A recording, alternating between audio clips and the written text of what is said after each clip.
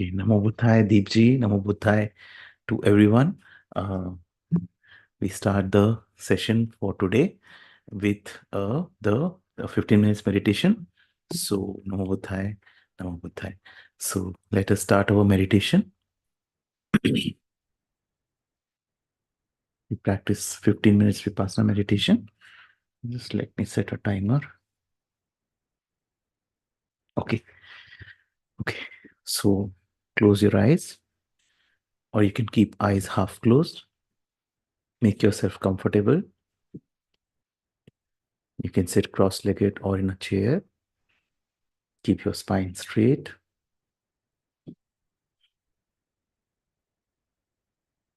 And slowly bring your awareness to your abdomen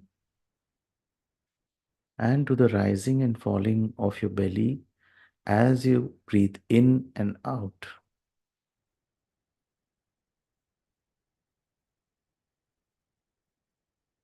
Do not change the pattern of the breathing, just pure awareness on the in and out movement of the belly. You can label it as rising, falling. You can just mentally label it. Every time the belly rises, label it as rising. Every time the belly falls, you can label it as falling. So let's practice awareness of breathing for a few minutes.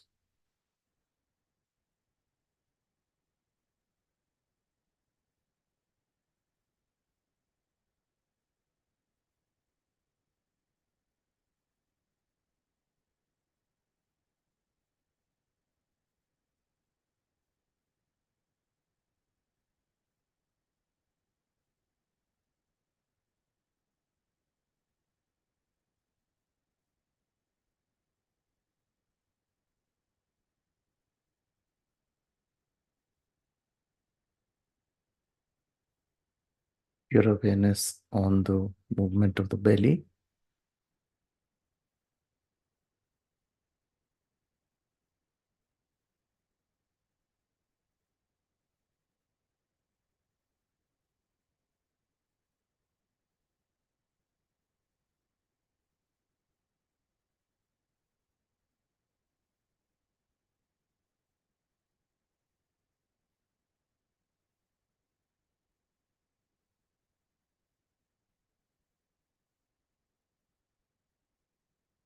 The mind gets lost, bring it back to the movement of the belly.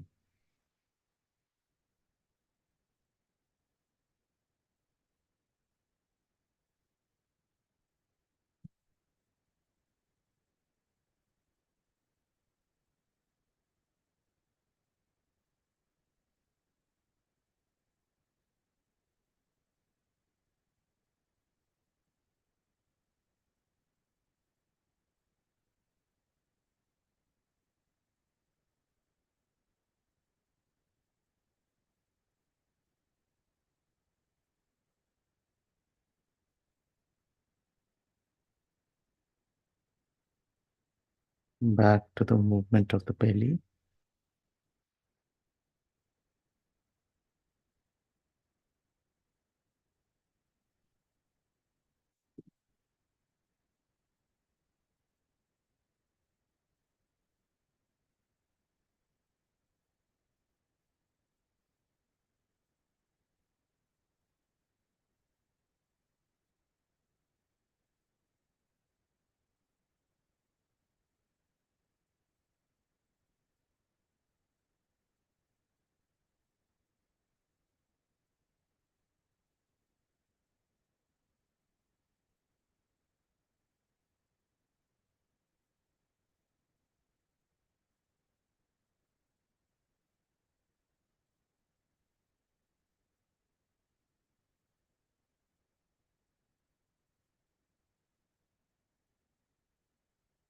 The focus on the movement of the belly, rising, falling.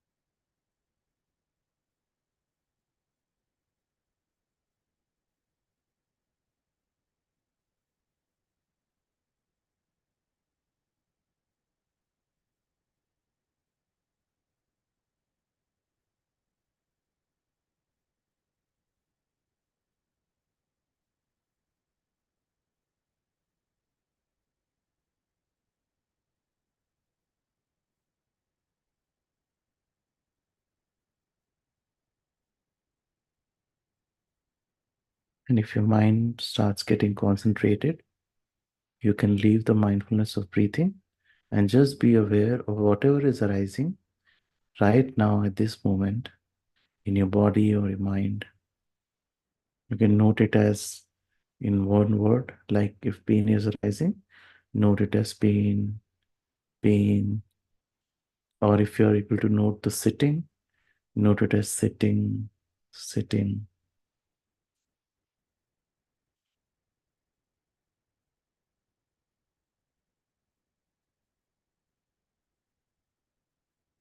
If the mind is not able to get concentrated, keep continuing to observe the movement of the belly.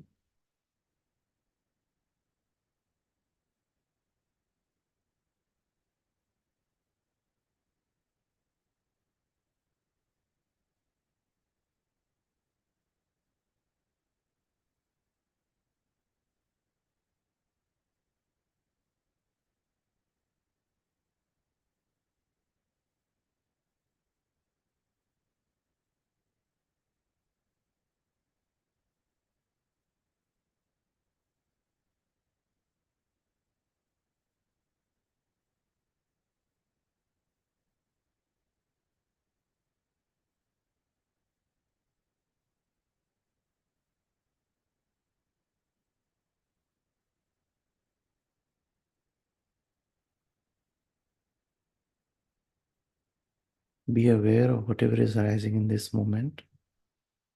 Label it in a word. Thought is arising, label it as thought, thought. Memory is arising, label it some memory, memory. Keep being aware of whatever is arising in this moment right now.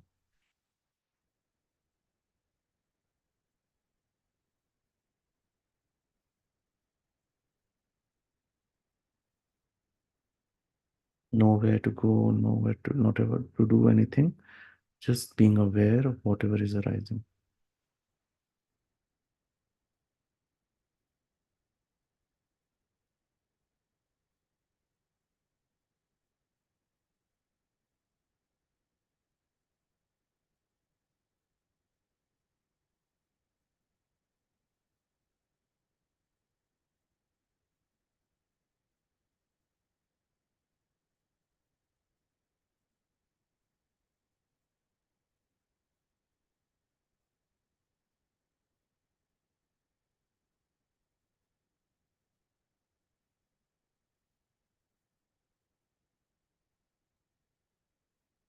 Keep noticing whatever is arising.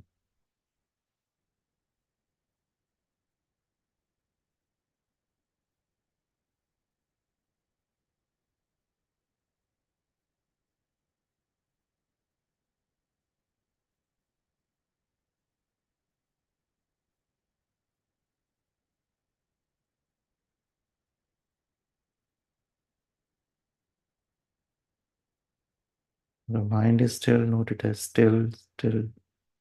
If the mind is confused, note it as confused, confused.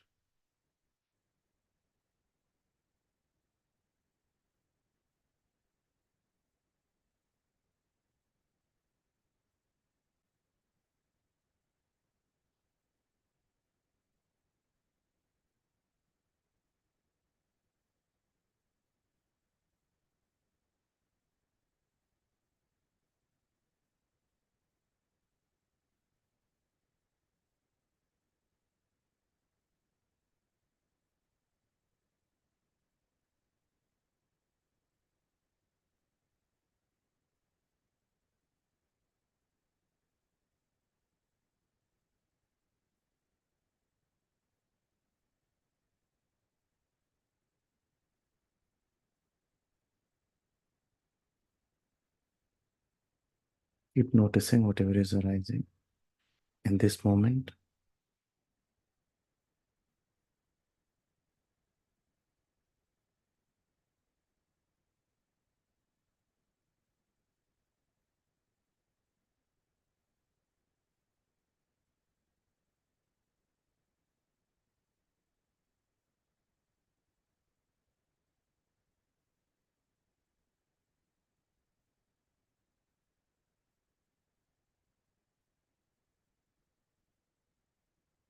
noting.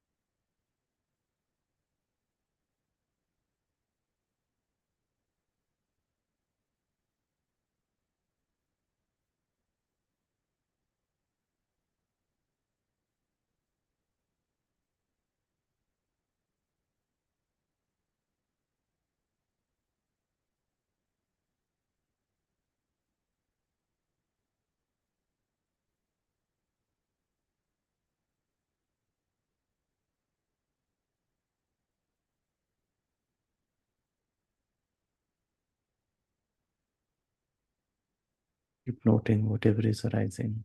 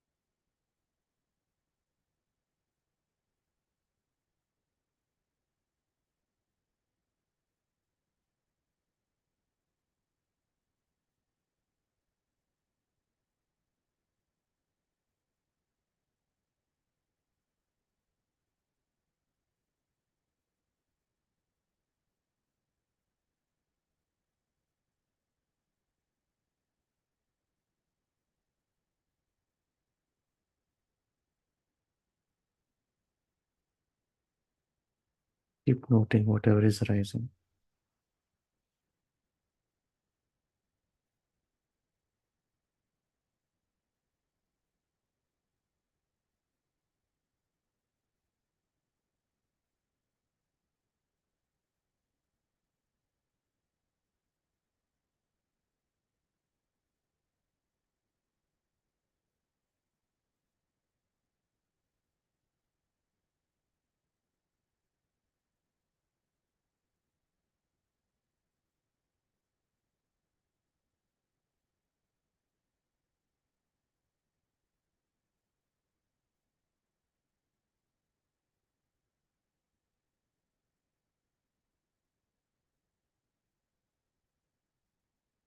Keep noting.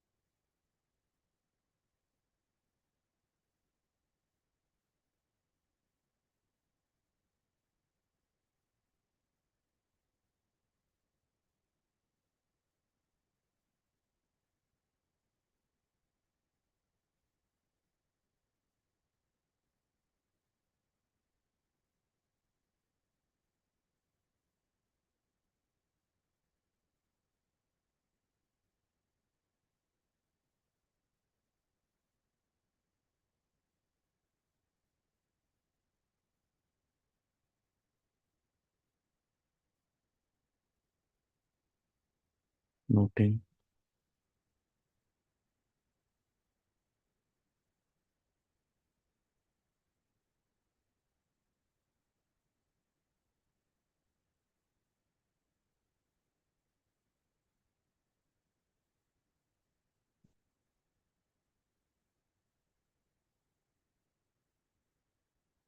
Now we come to the end of the meditation. You may wish to dedicate whatever merit you have earned from this meditation to all the beings who are suffering. May they be free of suffering. May they be at peace.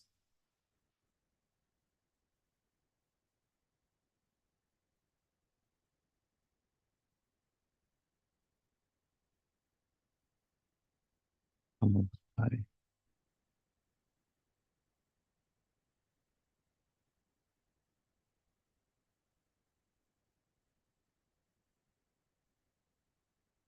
Okay, so I hope the meditation was good. If there are any questions, please let me know.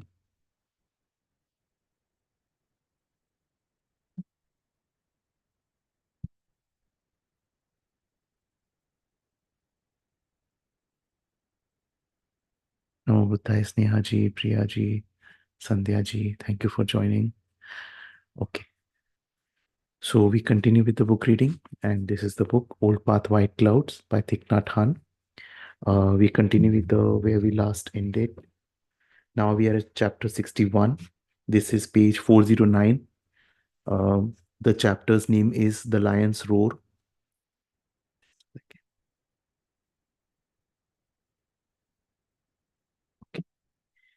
So I start reading.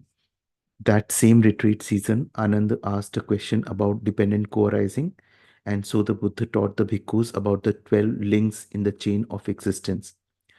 He explained the teaching on dependent co-arising. Okay, just uh, just a kind of a context here. Buddha denied this theory that there is a creator God, and through the creator God, everything has arisen. He totally denied that theory. So there is this thing that Buddha said that whether God exists or not, Buddha said, don't unnecessarily speculate, keep your focus on the practice. But there is very, very specific a mention in the Pali texts that I have been reading, where Buddha said that there is no creator God who is basically creating, beings. So Buddha said that basically the creation, now again, it's a difficult concept to understand, but it is, Buddha is saying everything is dependent upon something else. So there are 12 links in the whole cycle, and the first link is basically ignorance. What ignorance? Ignorance about the Four Noble Truths. So basically, that ignorance actually leads to contact, feeling, craving, and birth, death, suffering. Right? So that's the context. So this teaching is very deep, and this is the most important teaching. Actually, Buddha said that if you understand dependent origination, you understand my teaching. If you don't, if you understand my teaching, you understand dependent origination. This is how important it is. So let us. Thai has kind of clarified in very easy words to this otherwise deep teaching. Okay, so let us see what Thai is saying. So, uh, he explained, the teaching on dependent co-arising is most profound and subtle. Do not think it can be grasped through words and discourses. Because thanks to the hearing, the teaching on dependent co-arising, Venerable Uruvela Kasapa entered the path of true Dhamma. This is like when Buddha gave the first discourse, and it is, no, not that first discourse. It is, this one is later on. Okay. Venerable Sariputta, another of our most respected brothers, entered the path thanks to hearing a gatha concerning dependent co-arising. These were like people who were so kind of refined that they just hear the gatha or hear a teaching and they got liberated. Contemplate the nature of dependent co-arising during every moment.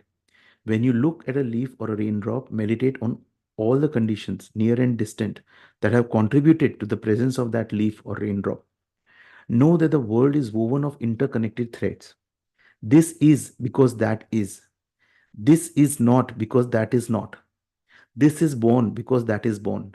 This dies because that dies. So this is actually, you know, clearly contradicting the Vedantic principle of a permanent self, a permanent Atman, which continues, and Brahman. So Buddha is saying everything depends on everything else for its existence. The birth and death of any dharma are connected to the birth and death of all other dharmas. The one contains the many, and the many contain the one. Without the one, there cannot be the many. Without the many, there cannot be the one. This is the marvelous truth of the teaching on dependent co-arising. If you look deeply into the nature of all dharmas, you will be able to transcend all anxiety concerning birth and death. You will break through the circle of birth and death. Bhikkhus, the interconnected links consist of many layers and levels, but four realms can be distinguished: chief causes, contributory causes, immediately preceding moment as the cause, and the objects as a cause. So there are four causes that Buddha says. The chief cause is the first condition necessary to give rise to a phenomenon. For example, a grain of rice is the chief cause necessary to give rise to a rice plant. Contributory causes are supportive conditions. In case of a grain of rice, these include sun, rain, earth, which enables the seed to grow into that rice plant. The immediately preceding moment as cause is an uninterrupted process and serves as an underlying cause. Without this continual process, the rice plant's growth would be interrupted before reaching fruition. Objects as cause refer to objects of consciousness. A grain of rice and all the near and distant conditions that make the presence of the rice plant possible are objects of consciousness. They cannot be separated from consciousness. Mind is a basic condition for the existence of all dharmas. Now, this is deep. This is deep teaching. So we have to spend our time into reflecting on this. Buddha says, Bhikkhu, suffering exists because of the presence of birth and death. What gives rise to birth and death? Ignorance. Birth and death are first of all mental notions. They are the product of ignorance. If you look deeply and penetrate the causes of all things, you will overcome ignorance. Once you have overcome ignorance, you will transcend all thoughts of birth and death. Transcending all the thoughts of birth and death, you will overcome all anxieties and sorrows. Because there is a concept of death, because there is a concept of birth. So these are all mental notions: birth, death, suffering, even suffering. These wrong views are based on a false view of the self. There is a false view of the self because there is grasping. There is grasping because there is desire. There is desire because one does not see the true nature of feelings. One does not see into the true nature of feelings because one is caught up in the contact that takes place between the sense organs and their objects. So it's like what happens is the unconscious, kind of a chain of events that happens, right? There's this thing about a gulab jamun, and then your eyes look at it, and then the craving happens, and the desire happens, and then you eat it, and then and it brings suffering if you eat it a lot, right? So, or this whole thing, and then you next time again you crave for the gulab jamun. So all that thing is happening unconscious. That's why it's like when I had also written somewhere that mindfulness is like applying brakes in one of the kind of a shorts I published, that it's like breaking this whole chain, right? Otherwise, this whole unconscious, this is keep, and this karmic force that we have generated through this continuing to, have those tendencies, they only cause my birth and my suffering, right? Okay. One does not see into the true nature of feelings because one is caught up in the contact that takes place between the sense organs and their objects. So you have to put something between your sense organs and the objects, be it mindfulness, and that can only stop this whole chain. One is caught up in the contact that takes place between sense organs and their objects because one's mind is not clear and calm. One's mind is not clear and calm because there are drives and impulses. These drives and impulses are due to ignorance. These 12 links of the chain of existence are connected to each other. In each link, you can see the other 11 links. If one link is missing, the other 11 will be missing. If one link is missing, yes, exactly. If one link is missing, the other 11 will be missing. These 12 links are death, birth, becoming. So it's like reverse order, like the last death. Before that, it's birth, becoming, grasping, craving, feelings, contact, six sense organs, name and form, consciousness, drives and impulses, and ignorance. If you look at the repeat way, the first thing that happens is ignorance, then comes drives and impulses, then consciousness, name and form, six sense organs, contact, feelings, contact gives rise to feelings, feelings give rise to craving, craving gives rise to grasping, grasping gives rise to becoming, and then birth and death. Bhikkhus, ignorance underlies all 12 links of the chain of existence. Thanks to the contemplation on the nature of dependent co-arising, we can dispel the ignorance in order to transcend all anxieties and sorrows. An enlightened person walks over the waves of birth and death and does not drown in them. It's like surfing on the waves, not drowning in them. An enlightened person uses the 12 links of the chain of existence like the wheels of a carriage. An enlightened person lives in the very midst of the world, but is never submerged in it. Bhikkhus, do not try to run away from birth and death. So Buddha also in another situation said that never commit suicide. Right? So do not run away from birth and death. You need to only rise above them. Transcending birth and death is the attainment of great beings. In a Dharma discussion several days later, Venerable Mahakassapa reminded the community that the Buddha had given the teaching on dependent co-arising many times in the past, and that this teaching could be considered as the heart of the way of awakening.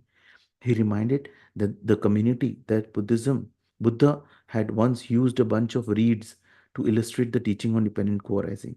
The Lord had said that things do not need a creator, that they arise from one another. Ignorance causes drives and impulses, and drives and impulses cause ignorance. Just as reeds lean on one another to stand, and if one reed falls, the other reeds also fall. This is true of all things in the universe. The one creates the many, and the many the one. If we look deeply, we can see the one in the many, and the many in the one. During that same retreat season, several Brahmins conspired to falsely accuse the Buddha of sleeping with a woman and making her pregnant. They found an attractive young Brahmana woman named Sinka and told her that Buddha had caused a rapid decline in the faith of their ancestors by luring many young men to become his disciples. Anxious to protect her faith, Sinka agreed to the plan. Every day she went to Jetavana dressed in a beautiful sari and carrying a fresh bouquet of flowers. She did not arrive in time for the Dhamma talks, but waited outside the Dhamma hall as people left to return home. At first, whenever anyone asked her where she was going or what she was doing, she only smiled. After several days, she answered coyly, "I am going where I am going." After several weeks of such vague comments, she began to answer, "I am going to visit monk Gautama." And finally, she was heard to exclaim, "Sleeping at Jetavana is delightful." Such words burned the ears of many people. Some lay people began to feel doubts and suspicions, but no one said anything. One day, Sink came to one of the Buddha's Dhamma talks. Her belly was noticeably round. In the middle of the Buddha's discourse, she stood up and loudly said, "Teacher Gautama, you speak eloquently about the Dhamma. You are held in high esteem, but you care nothing for this poor woman made pregnant by you. The child I carry is your own. Are you going to take responsibility for your own child?" A wave of shock passed through the community. Everyone looked up at the Buddha. The Buddha only smiled calmly and replied, "Miss, only you and I can know whether or not your claims are true." The Buddha's calm smile made Sinko feel uneasy, but she retorted, "That's right, only you and I know whether my claims are true." The community could no longer suppress their astonishment. Several people stood up in anger.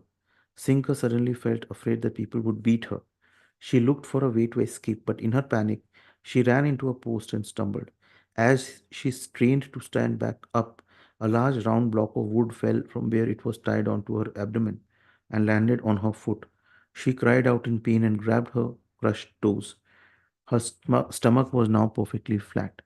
A sigh of relief rose from the crowd. Several people began laughing and the others derided Kinka. Bhikkhuni Khema stood up and gently assisted Kinka out of the hall. When the two women were gone, Buddha resumed his Dhamma talks as if nothing has happened. The Buddha spoke, "Community, the way of enlightenment can tear down the walls of ignorance, just as light can disperse the shadows. The Four Noble Truths, impermanence, non self, dependent co arising, the four establishments of mindfulness, the seven factors of awakening, the three gates, and the Noble Eightfold Path have all been proclaimed to the world like a lion's roar, dispelling. Lion's roar means a lion who roars in the jungle, dispelling countless false doctrines and narrow views. So there is one sutta in which Buddha had taken up all the kind of various views that were prevalent, right? The Vedic view, the even the Jain view. Buddha didn't even leave the Jains. He clearly said the Jain view is wrong. I myself am a Jain, and and and I'm saying this, that if you give yourself pain and you basically Buddha through logic he explained that this approach is totally wrong. Giving yourself pain, because then you presuppose that you have done wrong karma. So then in one discourse, he took all the, I think, some 16 doctrines and he tore them apart that these are all wrong doctrines, which include all these. So The lion is the king of the beasts when he leaves his den. And and Buddha was totally kind of not kind of apologetic that, this is just my view and, I'm just proclaiming my view. No, he said, this is totally wrong, these views that you're following. And he told his even disciples that roar the dharma as like a lion is roaring in the jungle. So there's a discourse which is named the shorter discourse of lion's roar and longer discourse of lion's roar. When he leaves his den, he stretches and gazes out. So basically, like a lion. A lion is a king of the beasts. When he leaves his den, he stretches and gazes out over in all directions. Before seeking his prey, he lets forth a mighty roar that causes all other creatures to tremble and flee. Birds fly high, crocodiles dive beneath the water, foxes slip into their holes. Even village elephants, decked in fancy belts and ornaments and shaded by golden parasols, run away at the sound of that roar. Community, the proclamation of the way of enlightenment is like the lion's roar. False doctrines fear and tremble. When impermanence, non self, and dependent co arising are proclaimed, all those who have long sought false security in ignorance and forgetfulness must awaken, celestial beings as well as human beings. When a person sees the dazzling truth, he exclaims, we embraced dangerous views for so long, taking the impermanent to be permanent and believing in the existence of a separate self. We took suffering to be pleasure and look at the temporary as if it was eternal. We mistook the false for the true. Now the time has come to tear down all the walls of forgetfulness and false views. Right? So why all of us just reflecting, why all our suffering is there?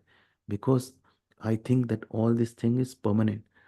So definitely it takes a lot of practice and a lot of depth in me to understand that things are changing, conditions are changing, everything is interdependent. This suffering is also changing. But so we have to be, our practice should be that much deep to realize these truths. Community, the way of enlightenment allows humanity to remove the thick wheel of false views. When an enlightened person appears, the way echoes like a majestic sound of the rising tide. When the tide rises, all false views are swept away. Community, people are easily caught by four traps. The first is attachment to sensual desires. The second is attachment to narrow views. The third is doubt and suspicion. The fourth is false view of a self. The way of enlightenment helps people overcome the four great traps.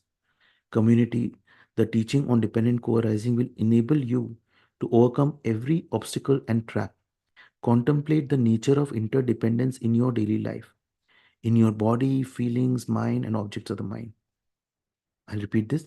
Contemplate the nature of interdependence in your daily life, in your body, feelings, mind, and the objects of the mind. The next day in the main hall, Ananda repeated the Buddha's Dhamma talk. He named it the Sutra of the Lion's Roar. The retreat, that retreat season, many bhikkhus fell ill with malaria. Many grew thin and pale and no longer had the strength to go out begging for themselves. Other bhikkhus readily shared their food with them, but much of the food contained rice and curry, which was too harsh on the stomachs of the sick. The Buddha gave permission to lay disciples to prepare special dishes for the sick bhikkhus. They cooked food that was easily digested, such as rice porridge, with wholesome ingredients like honey, milk, cane sugar, and oil.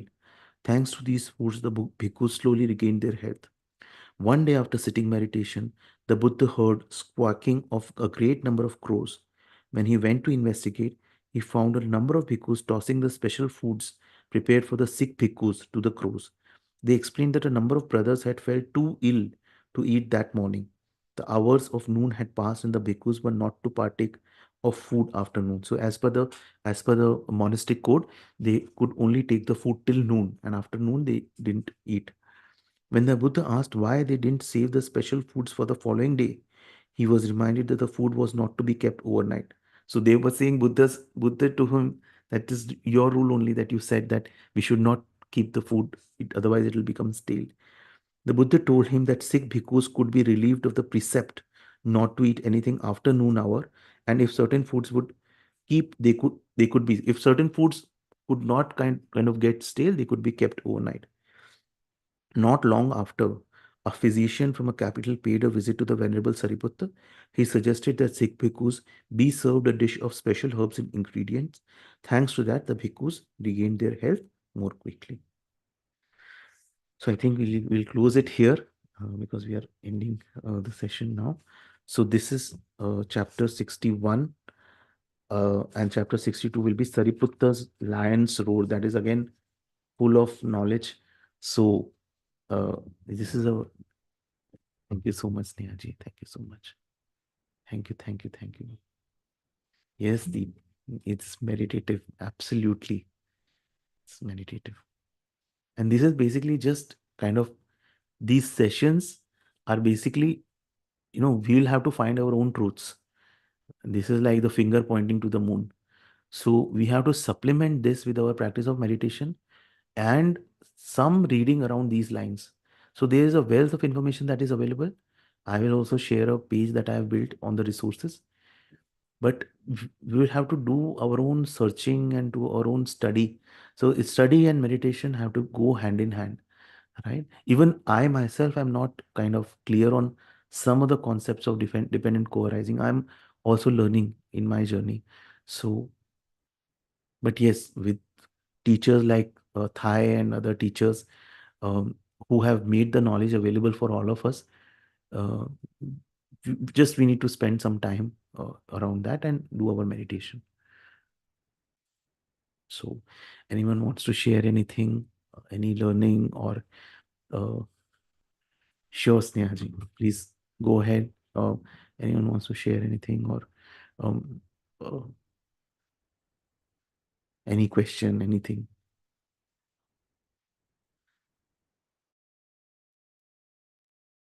Sorry.